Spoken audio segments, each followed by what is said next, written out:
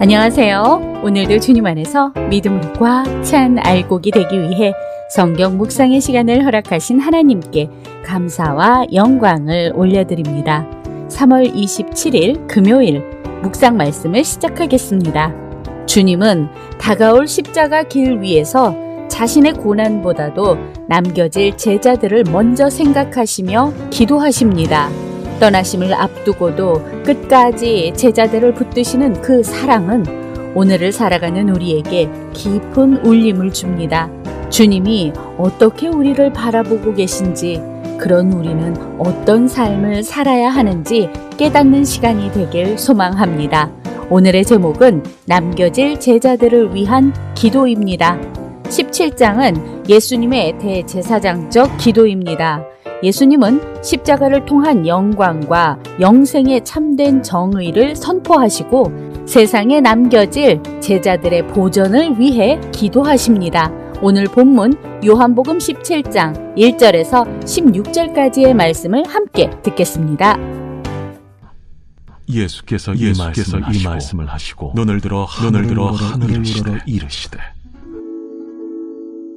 아버지여 때가 이르렀사오니 아들을 영화롭게 하사 아들로 아버지를 영화롭게 하게 하옵소서. 아버지께서 아들에게 주신 모든 사람에게 영생을 주게 하시려고 만민을 다스리는 권세를 아들에게 주셨음이로소이다. 영생은 곧 유일하신 참 하나님과 그가 보내신 자 예수 그리스도를 아는 것이니이다.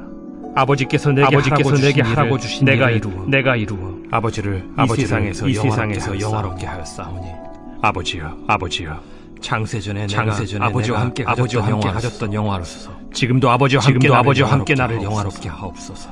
세상 중에서 내게 주신 사람들에게 내가 아버지의 이름을 나타내었나이다. 그들은 아버지의 것이었는데 내게 주셨으며 그들은 아버지의 말씀을 지키었나이다. 지금 그들은 아버지께서 내게 주신 것이 다 아버지로부터 온 것인 줄 알았나이다.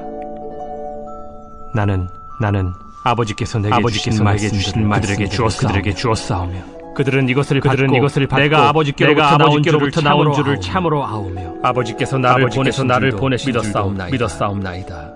내가 그들을 위하여 비옵나니 내가 비옵는 것은 세상을 위함이 아니요 내게 주신 자들을 위함이니이다. 그들은 아버지의 것이로소이다. 내 것은 다 아버지의 것이요 아버지의 것은 내 것이온데 내가 그들로 말미암아 영광을 받았나이다. 나는 세상에 더 있지 아니하오나 그들은 세상에 있사옵고 나는 아버지께로 가옵나니 거룩하신 아버지여 내게 주신 아버지의 이름으로 그들을 보존하사 우리와 같이 그들도 하나가 되게 하옵소서. 내가 그들과 함께 있을 때 내게 주신 아버지 이름으로 그들을 보존하고 지키었나이다. 그 중에 하나도 멸망하지 않고 다만 멸망의 자식뿐이오니 이는 성경을 응하게 함이니이다. 지금 내가 아버지께로 가오니 내가 세상에서 이 말을 하옵는 것은 그들로 내 기쁨을 그들 안에 충만히 가려 함이니이다. 내가 아버지의 말씀을 그들에게 주었사오매 세상이 그들을 미워하였사오니 이는 내가 세상에 속하지 아니함같이 그들도 세상에 속하지 아니함으로 인함이니이다. 내가 비옵는 것은 그들을 세상에서 데려가시기를 위함이 아니요 다만 악에 빠지지 않게 보존하시기를 위함이니이다. 내가 세상에 속하지 아니함같이 그들도 세상에 속하지 아니하였사옵나이다. 오늘 우리에게 주시는 교훈은 무엇일까요? 1절에서 5절 말씀을 보시면 예수님은 십자가를 앞두고 눈을 들어 아버지께 기도하십니다. 그 기도의 중심에는 자신의 고난이 아니라 하나님의 영광이 있습니다. 아들을 영화롭게 하사 아들로 아버지를 영화롭게 하게 하옵소서라는 고백은 예수님의 사역 전체를 관통하는 핵심입니다. 십자가는 고통과 수치의 상징이지만 동시에 하나님의 영광이 가장 선명하게 드러나는 자리입니다. 하나님의 영광은 인간적인 성공이나 승리가 아니라 자기 희생과 순종을 통해 드러나는 사랑의 완성입니다.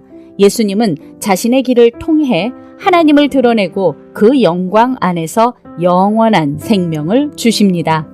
6절에서 10절 말씀을 보시면 예수님은 제자들을 위해 기도하시며 그들이 세상 가운데에서 하나님께 속한 자들임을 분명히 하십니다.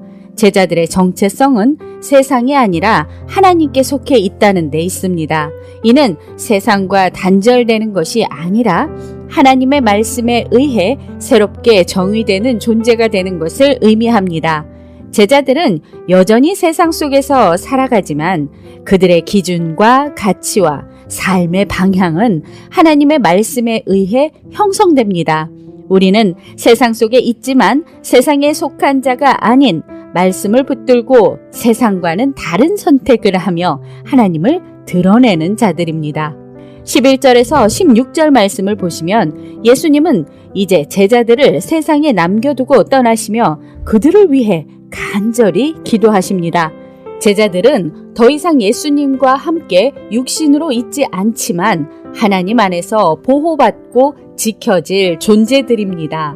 예수님은 제자들이 세상에서 제거되기를 구하지 않고 오히려 세상 가운데 머물면서도 악에 빠지지 않도록 지켜주시기를 기도하십니다. 이는 제자들의 사명이 세상 속에서 이루어져야 함을 보여줍니다. 교회는 세상과 분리된 공간이 아니라 세상 속에서 하나님의 뜻을 드러내는 공동체입니다.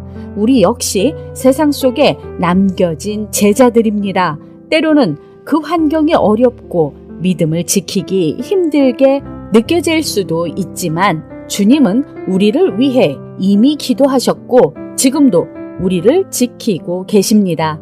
그러니 세상을 피하지 않고 그 안에서 하나님이 지켜주심을 믿으며 세상 속에서 주님의 뜻을 이루는 제자로 살아갑시다. 기도하겠습니다.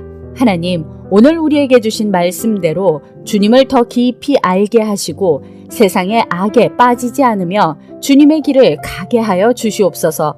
예수 그리스도의 이름으로 기도드립니다. 아멘. 주님께서 남겨질 제자들을 위해 드리신 기도는 오늘을 살아가는 우리를 향한 기도이기도 합니다.